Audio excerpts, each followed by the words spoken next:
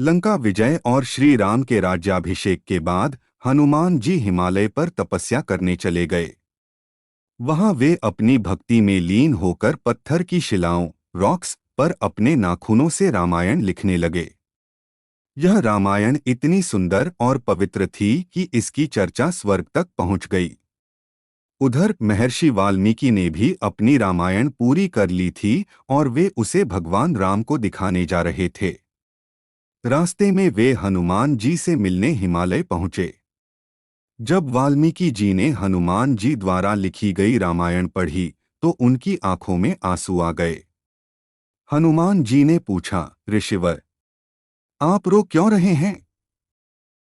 क्या मेरी रचना में कोई त्रुटि गलती है? वाल्मीकि जी बोले, नहीं हनुमान, तुम्हारी रामायण इतनी श्रेष्ठ और मर्मस्पर्शी है कि इसे पढ़ने के बाद कोई मेरी रामायण को नहीं पूछेगा। युगों युगों तक लोग केवल तुम्हारी ही रामायण गाएंगे। वाल्मीकि जी के मन में अपनी रचना के प्रति मोह देखकर हनुमान जी मुस्कुराए।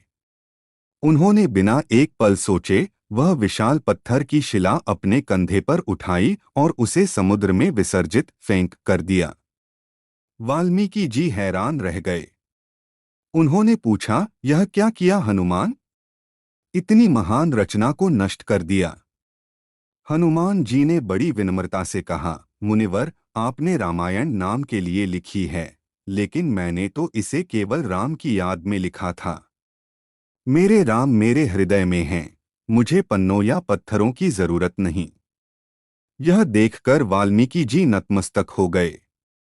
उन्होंने कहा कि वे अपने अगले जन्म तुलसीदास के रूप में हनुमान जी की महिमा का गुणगान करेंगे।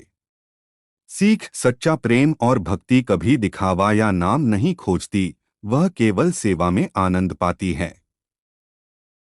अभी तक किसने भी लाइक और सब्सक्राइब नहीं किया है, फटाफट लाइक और सब्सक्राइब कर दो भाई लोग।